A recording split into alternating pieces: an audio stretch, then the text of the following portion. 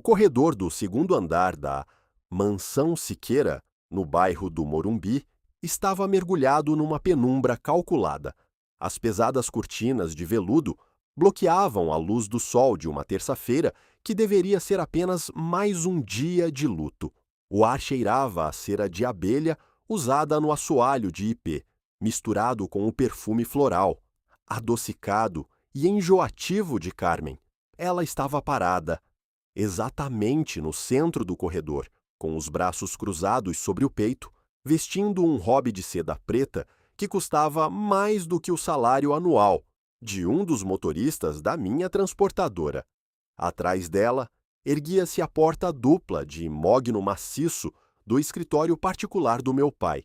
A fechadura de latão antigo brilhava recém-polida e trancada.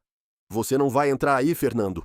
A voz de Carmen tentou soar firme, mas a leve oitava de histeria na ponta da frase atraiu. Ela ergueu o queixo, encenando a indignação de uma viúva inconsolável. "É o santuário do seu pai. Eu mandei trancar para preservar a memória dele. Ninguém entra naquele escritório, nem os empregados, nem os advogados, e muito menos você, com essa sua obsessão por controle. O seu pai não está nem frio no túmulo e você já quer vasculhar as coisas dele como um abutre?" Eu parei a 2 metros dela. Aos 53 anos, eu já lidei com greves de caminhoneiros, com cartéis de logística e com políticos corruptos. Eu sei ler o medo. O medo não cheira a luto. O medo cheira a suor frio, tentando ser mascarado por perfume francês. As pupilas de Carmen estavam dilatadas. A respiração dela era curta, superficial. Ela não estava aguardando um santuário. Ela estava aguardando uma cena de crime. "O meu pai, Carmen", eu disse, a voz num tom tão baixo e controlado que pareceu ecoar nas paredes. Construiu um império trabalhando 18 horas por dia. O escritório dele não era um santuário, era um campo de batalha, e as batalhas dele deixavam rastros documentais, rastros que você está muito desesperada para apagar. "Como você ousa?" ela gritou, os olhos marejados de lágrimas falsas, uma técnica que ela aprimorou durante uma década. "Eu cuidei dele até o último suspiro. Enquanto você estava fechando contratos e viajando para a Europa, eu estava aqui trocando os lençóis dele, ouvindo os delírios daquela demência maldita. Eu sou a viúva dele. Eu tenho direitos." "Você tem direitos, Carmen. E você teve tempo." Eu respondi enfiando a mão no bolso interno do meu paletó de lã fria. "Você teve tempo para forjar assinaturas, teve tempo para subornar médicos, teve tempo para exigir a cremação imediata do corpo dele na manhã seguinte ao velório. Mas o tempo acabou." Tirei um papel dobrado com o timbre do Tribunal de Justiça do Estado de São Paulo e o estendi no ar. "Mandado de busca e apreensão, assinado pelo juiz da 3ª Vara Criminal há exatamente 1 hora." Carmen olhou para o papel como se eu estivesse segurando uma granada sem pino.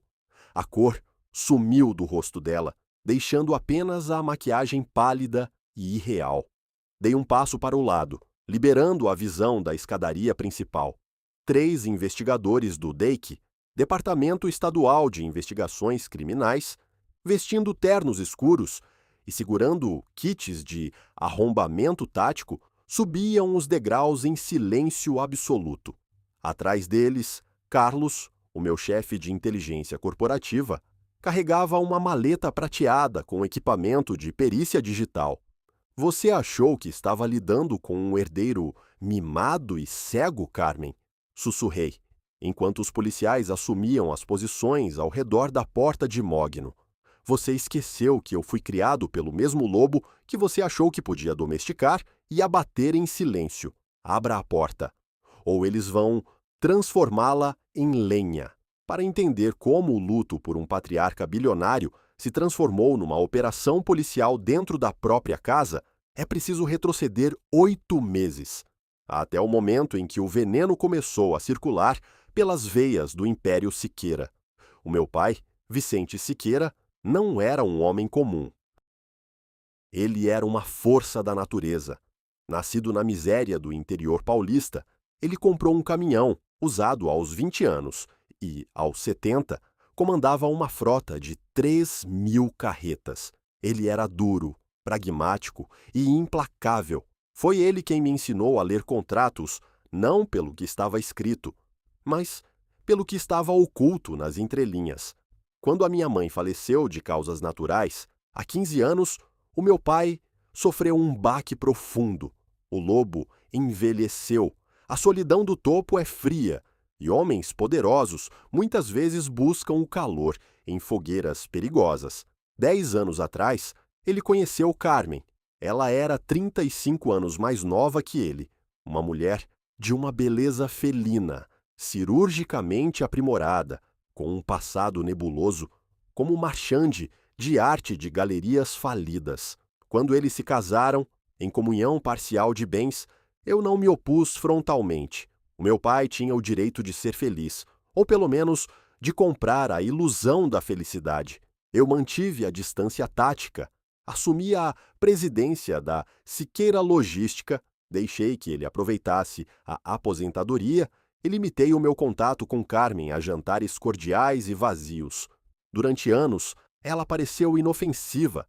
Ela gastava rios de dinheiro em joias, viagens a Paris e reformas intermináveis na mansão. Um pedágio barato para a paz do meu pai, eu pensava. Mas há 8 meses, a saúde de ferro de Vicente começou a desmoronar com uma velocidade assustadora. O homem que corria 5 quilômetros por dia, aos 78 anos, começou a reclamar de dormência nas mãos e nos pés. Depois veio a queda de cabelo em tufos, a pele ressecou e, o mais doloroso, a mente brilhante dele começou a falhar. Ele esquecia nomes, perdia o raciocínio no meio de frases e tinha explosões de irritabilidade paranoica. Carmen assumiu o controle absoluto do tratamento médico dele. Ela contratou uma junta de médicos caríssimos, holísticos e integrativos que diagnosticaram o meu pai com uma forma agressiva e atípica de demência de início rápido, combinada com neuropatia periférica idiopática. É a idade, Fernando. Carmen me disse numa tarde, suspirando, servindo-se de uma taça de vinho na beira da piscina. Os médicos disseram que o cérebro dele está encolhendo. Ele não pode mais assinar papéis, não pode mais receber visitas. Ele fica agitado. Eu estou sofrendo tanto. Você não imagina. Eu confiei. Aos 53 anos, focado na maior fusão corporativa da história da minha empresa, deleguei a saúde do meu pai aos especialistas. Eu ia visitá-lo aos domingos, encontrava-o definhando na cama, os olhos vidrados, babando, incapaz de me reconhecer. Era uma visão que me quebrava por dentro. O que eu não sabia, o que a minha racionalidade se recusava a aceitar, era que a demência dele não vinha da biologia. Vinha de um frasco conta-gotas. Vicente Siqueira faleceu numa madrugada de quinta-feira, há exatas 2 semanas. A causa oficial do óbito, atestada pelo médico particular de Carmen, foi parada cardiorrespiratória em decorrência de complicações neurológicas severas. O velório foi um evento de Estado. Políticos, empresários, banqueiros, todos vieram prestar homenagens. E no centro do palco, Carmen. Ela vestia um figurino de viúva assinado por um estilista italiano, chorando, sem derramar uma única lágrima que borrasse a maquiagem impecável. Ela desmaiava estrategicamente quando os fotógrafos da imprensa chegavam perto. Foi durante o velório que o meu instinto de sobrevivência soou o alarme mais alto da minha vida. Enquanto o caixão do meu pai ainda estava aberto, recebendo coroas de flores, o advogado pessoal de Carmen me chamou num canto reservado. Doutor Fernando, meus pêsames. A dona Carmen pediu para eu lhe informar que, seguindo os desejos expressos do seu pai, nos últimos dias de lucidez, a cremação ocorrerá imediatamente amanhã, ao nascer do sol. As cinzas serão jogadas no mar de Ilhabela. Cremação? Eu franzi a testa, a minha mente acelerando. O meu pai era um homem tradicionalista, do interior. Ele comprou um jazigo familiar de granito no cemitério da Consolação há 30 anos. Ele sempre disse que queria ser enterrado ao lado da minha mãe. Que história é essa de cremação imediata? O advogado pigarreou, nervoso. As pessoas mudam de ideia diante da morte, doutor. A dona Carmen garantiu que... A dona Carmen não garante nada sem a minha assinatura. Eu cortei, a voz gélida. Eu sou o filho primogênito. Legalmente, a cremação exige o meu consentimento ou uma declaração escrita de próprio punho do falecido, registrada em cartório. Ela tem isso. Ela diz que ele verbalizou o desejo, doutor. Verbalizou. O homem não sabia o próprio nome há 3 meses. Eu olhei através do salão, observando Carmen. Ela não estava apenas de luto. Ela estava com pressa. A pressa de quem quer destruir provas. O fogo de uma cremação não apenas reduz ossos a cinzas, ele quebra as cadeias moleculares de quase qualquer toxina no corpo humano. A cremação é o incinerador perfeito para o assassinato químico. Saí do velório imediatamente e liguei para Carlos. Carlos, cancele o crematório. Assuma o controle do corpo do meu pai. Use a nossa equipe jurídica. Acione a liminar de contestação de rito funerário. Eu quero o corpo transferido para o Instituto Médico Legal sob escolta privada nossa. E eu quero uma autópsia toxicológica completa. Procure por metais pesados. Procure por venenos lentos. Naquela noite, a guerra silenciosa começou. Carmen fez um escândalo no hospital quando o crematório foi barrado. Ela ligou para mim, gritando que eu estava profanando a vontade do morto. Eu desliguei o telefone e deixei que o silêncio e o gelo do necrotério fizessem o seu trabalho. O enterro tradicional aconteceu na tarde de sábado, contrariando os desejos da viúva histérica. 3 dias depois, numa noite de chuva pesada, Carlos entrou no meu escritório, na sede da Siqueira Logística. Ele trancou a porta, ativou o bloqueador de radiofrequência da sala e colocou uma pasta preta sobre a minha mesa de mogno. Doutor Fernando, a voz do ex-policial federal, era sombria, carregada com a gravidade de um coveiro. O seu faro corporativo nunca falha, mas desta vez eu preferia que tivesse falhado. O seu pai não morreu de demência. O seu pai foi assassinado lentamente, uma tortura química prolongada. Abri o laudo do Laboratório de Toxicologia Avançada. As palavras no papel pareciam saltar e queimar a minha retina. Concentrações agudas e crônicas de sulfato de tálio, TL2-SO4, nos folículos capilares, tecido hepático e renal. Tálio, Carlos murmurou, sentando-se à minha frente. É um metal pesado, inodoro, incolor, insípido. É conhecido na toxicologia forense como o veneno do envenenador, porque os sintomas mimetizam perfeitamente doenças naturais. Ele causa alopecia grave, queda de cabelo, polineuropatia, a dormência nas mãos que ele sentia e, eventualmente, ataca o sistema nervoso central, causando alucinações, confusão mental severa, que parece demência rápida e, finalmente, falência cardíaca. Ele estava sendo envenenado em pequenas doses diárias há pelo menos 6 meses. Provavelmente no chá, na sopa, na água. O ar sumiu dos meus pulmões. O meu pai, o homem de ferro, foi reduzido a um estado vegetativo, prisioneiro dentro do próprio corpo, envenenado a conta-gotas pela mulher que sorria para ele, enquanto segurava a xícara. O ódio que se formou no meu peito não foi uma chama explosiva. Foi uma geleira descendo sobre uma montanha, esmagando tudo no caminho. A frieza tomou conta de mim. Carlos.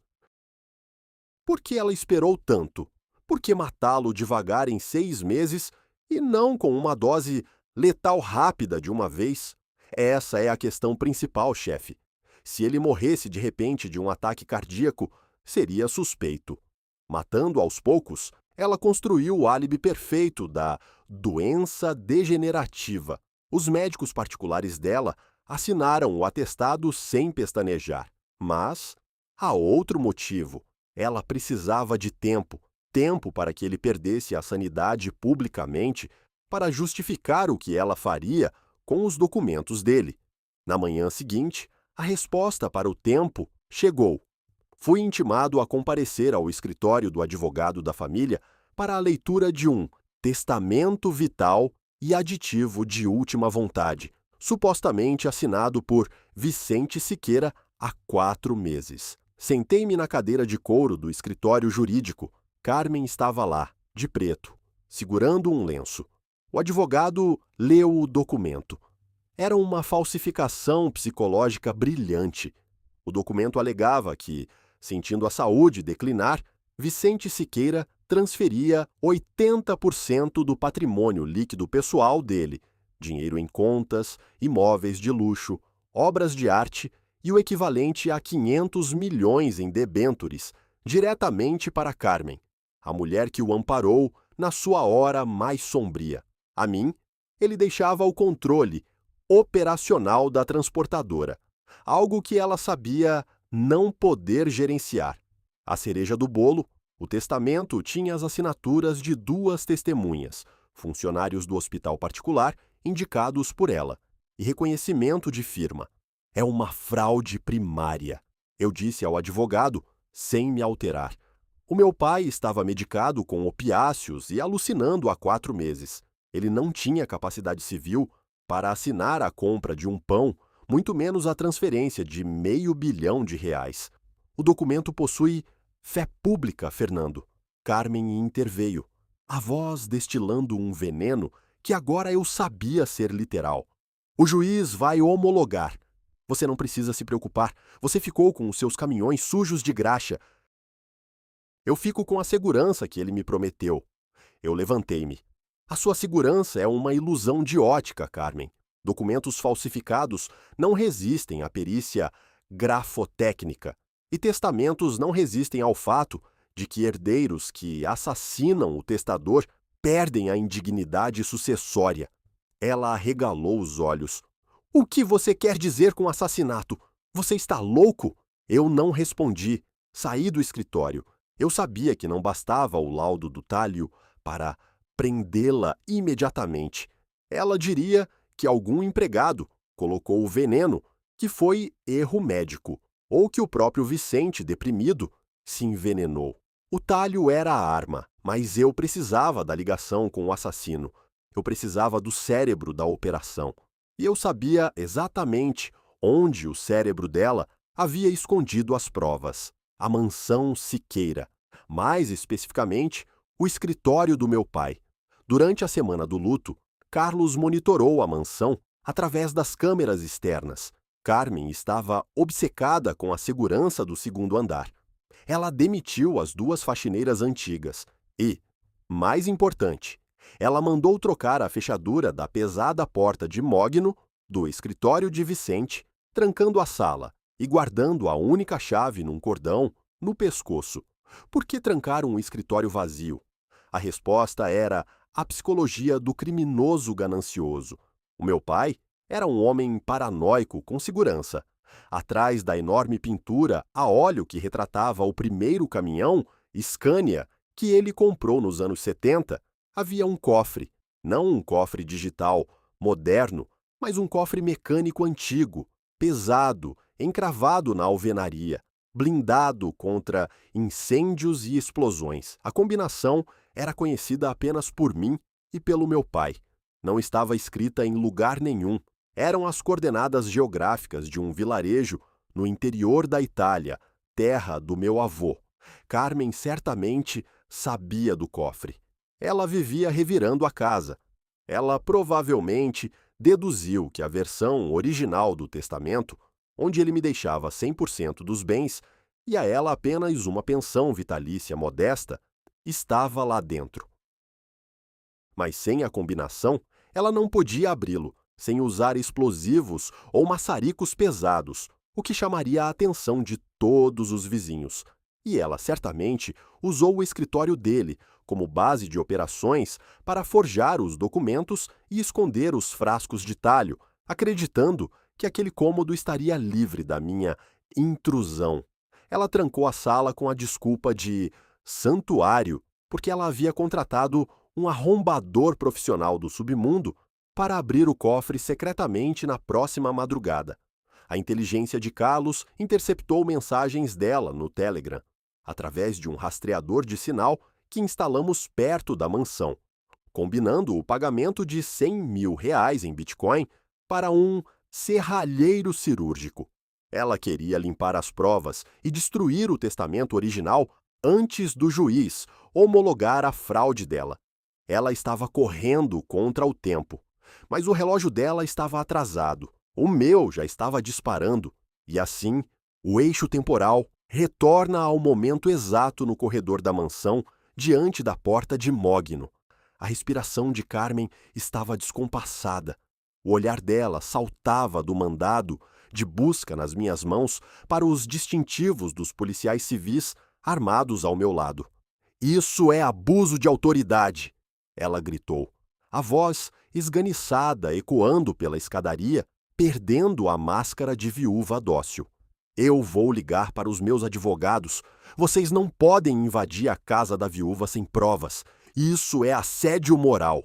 "Ligue para quem você quiser, Carmen", eu disse, fazendo um sinal para o investigador-chefe. Mas o mandado foi expedido porque anexamos o laudo toxicológico cadavérico do meu pai, assinado pelo Instituto Médico Legal, atestando o homicídio doloso por envenenamento. O promotor concordou que a cena do crime era dentro desta casa. A palavra envenenamento caiu sobre ela como uma bigorna de chumbo. Os joelhos dela cederam levemente. A arrogância desmoronou, substituída pelo terror primitivo de um animal encurralado na própria teia. Ela instintivamente colocou a mão sobre o peito, onde, sob a seda do hobby, estava a chave do escritório. "Derrubem a porta", ordenei. O investigador não pediu a chave. Ele não precisava. O agente tático sacou um arite portátil, 2 golpes ensurdecedores de aço contra o mogno antigo. A madeira nobre estilhaçou-se em farpas. A fechadura nova, que ela pagou tão caro para instalar, cedeu como papel. As portas duplas se escancararam para as sombras do passado. O cheiro que saiu de dentro do escritório atingiu as minhas narinas como um soco físico. Estava abafado, mas além da poeira e do cheiro inconfundível do tabaco de cachimbo que o meu pai fumava, havia um odor químico amargo pairando no ar. Entrei na sala. Carmen foi arrastada para dentro pelos policiais, soluçando histericamente. O escritório estava intocado na superfície. A mesa de carvalho, as poltronas de couro Chesterfield, mas Carlos acendeu as luzes potentes da maleta de perícia. "Afastem-se", Carlos disse, calçando luvas de látex nitrílicas. Eu não olhei para a mesa. Caminhei diretamente para a parede do fundo, para o grande quadro a óleo do caminhão Scania laranja.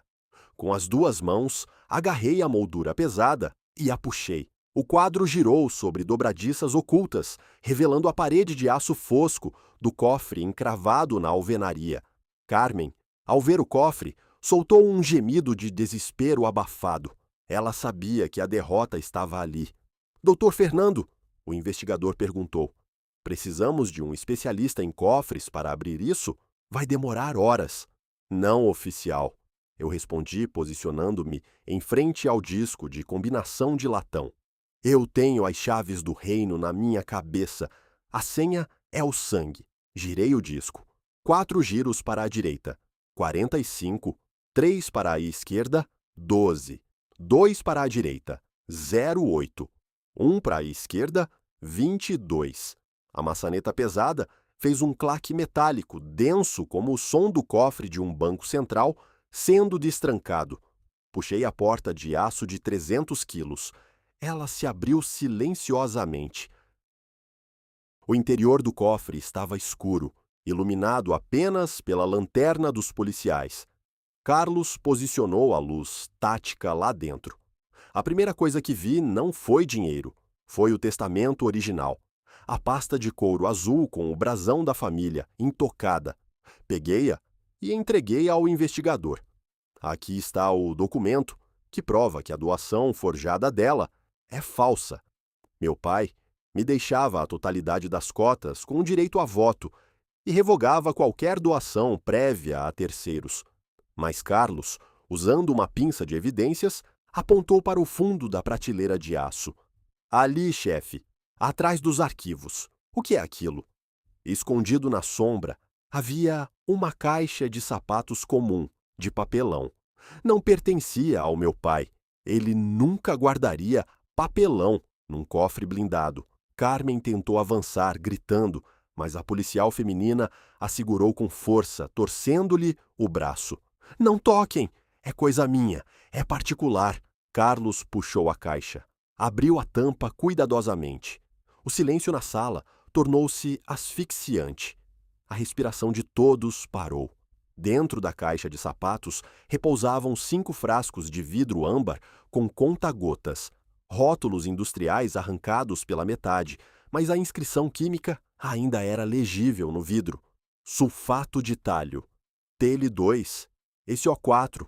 Alta pureza. Cuidado. Tóxico. 2 dos frascos estavam vazios, 3 estavam pela metade. Mas a burrice de Carmen ia muito além do armazenamento do veneno. Junto aos frascos havia uma agenda Moleskine. Com capa de couro vermelho, Carlos abriu a agenda com a ponta da caneta. Era um registro diário, uma contabilidade macabra, escrita com a caligrafia cursiva e floreada de Carmen. 14 de março. 4 gotas no chá de camomila.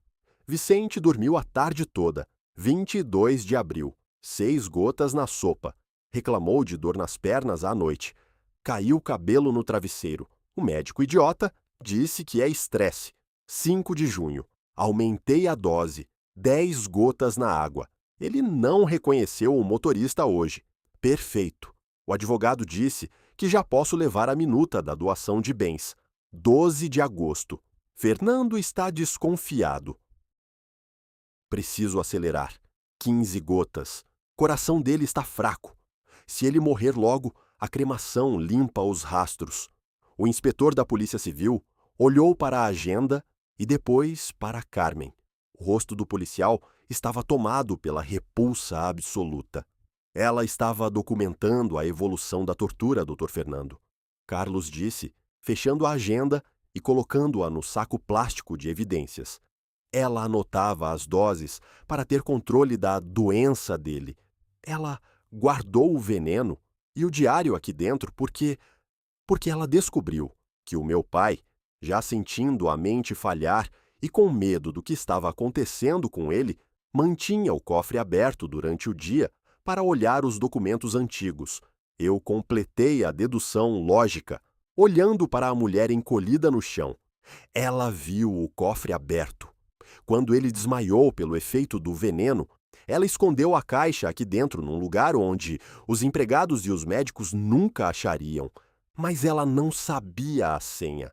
Quando o meu pai teve um lapso de lucidez e trancou o cofre por instinto paranoico antes de morrer, ela entrou em pânico. O veneno e a confissão escrita dela ficaram presos dentro da própria armadilha. Ela precisava do arrombador de cofres não apenas para destruir o testamento verdadeiro. Ela precisava abrir o cofre para destruir as evidências do próprio assassinato. Ao tentar controlar todas as variáveis, a viúva negra acabou trancando as suas próprias digitais numa caixa forte e impenetrável. Caminhei até Carmen. Ela estava de joelhos no assoalho de ipê, os cabelos desgrenhados, a seda do hobby amassada. Ela soluçava incontrolavelmente, um choro feio, gutural, destituído de qualquer dignidade ou elegância. O choro do egoísmo puro que se vê exposto sob a luz da justiça. Você achou que estava lidando com velhos ingênuos, Carmen? Eu disse, a minha voz fria como o aço do cofre que acabara de condená-la. O meu pai Percebeu que a mente dele estava sendo apagada. Ele lutou com as armas que a demência induzida lhe permitiu. Ele trancou a parede. E você, na sua arrogância absoluta, escreveu um diário de assassinato. Você não é uma estrategista. Você é apenas uma parasita burra que teve sorte durante alguns meses. Ela levantou o rosto manchado de maquiagem escorrida.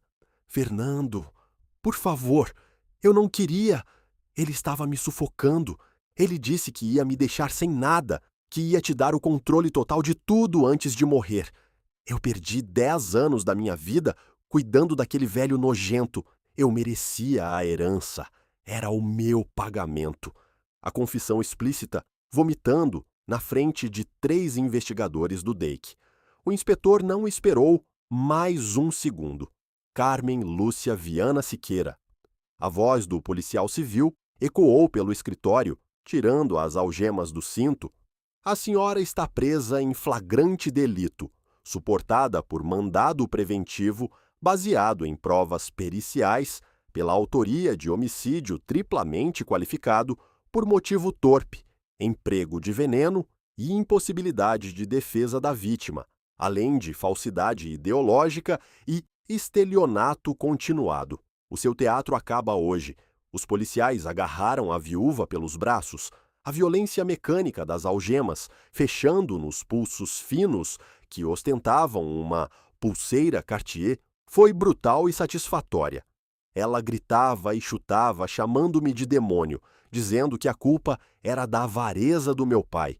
Ela foi arrastada para fora do escritório, descendo a escadaria espiral de mármore da mansão, não como a rainha viúva de um império bilionário, mas como uma assassina encurralada, sendo conduzida ao matadouro penal. As luzes azuis e vermelhas das viaturas da Polícia Civil, do lado de fora, piscavam através das grandes janelas de vidro, pintando as paredes da casa com as cores do castigo. Fiquei sozinho no escritório com Carlos. O silêncio retornou. Um silêncio diferente agora. Um silêncio purificado. Caminhei até a pesada poltrona de couro, onde o meu pai costumava sentar-se fumando charutos. Passei a mão pelo encosto. O velho lobo, mesmo caindo envenenado, arranjou uma forma de usar a própria paranoia para engolir a inimiga. Ele deixou a gaiola pronta para mim fechar.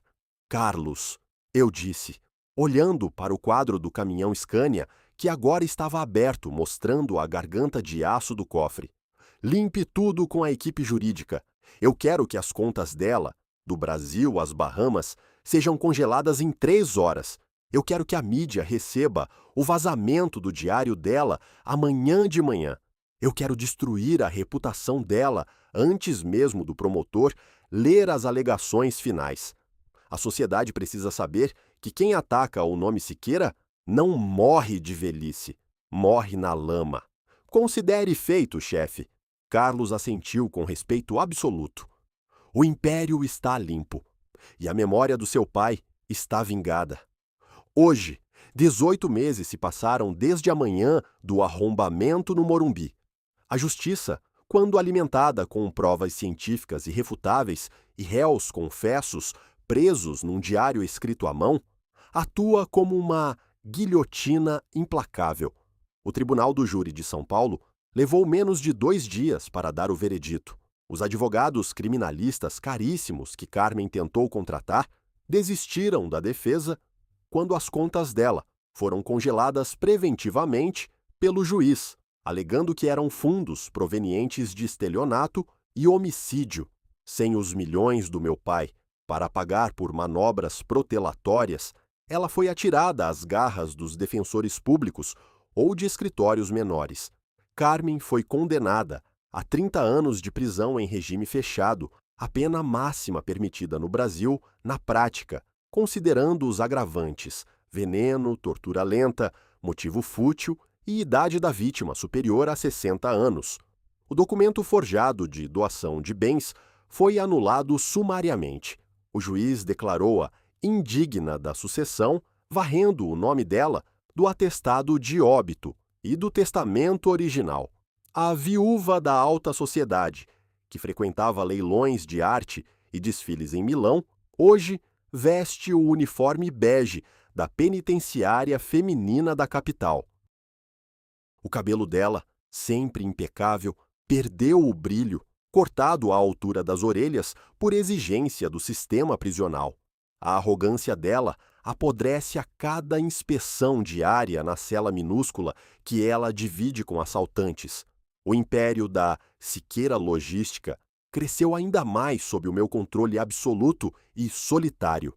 A fusão foi concretizada. As ações da empresa não sofreram um arranhão, porque o mercado viu que o CEO atual não era apenas um homem de planilhas, era um estrategista letal, um predador que caça cobras venenosas dentro da própria toca.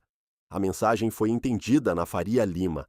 Se Fernando Siqueira dizima impiedosamente a própria madrasta por traição, o que ele não faria com um concorrente que tentasse furar as regras do jogo? À noite, sigo para a biblioteca da minha casa. Sirvo-me de um uísque puro malte com um único cubo de gelo. O barulho do cristal estalando no copo é o único som. Aos 53 anos, eu confirmo a máxima que o meu pai me ensinou quando eu era menino, varrendo o chão do galpão de caminhões. As piores pragas, Fernando, não vêm de fora do pasto. Elas crescem debaixo da nossa cama, fingindo ser o travesseiro onde a gente encosta a cabeça. A idade tira a força dos nossos músculos, mas a inteligência tem que ser o veneno que nos protege. O meu pai foi vencido pelo cansaço do corpo, mas o sangue e a lógica dele sobreviveram em mim. Carmen achou que a fechadura na porta esconderia os pecados dela. Ela esqueceu que, para herdeiros criados no aço e no diesel, portas fechadas não são obstáculos, são apenas madeira barata esperando para ser reduzida a pó. E a única chave que importa no final do dia, a chave que abre todas as fechaduras da impunidade, é o frio, duro e implacável poder de não perdoar nada.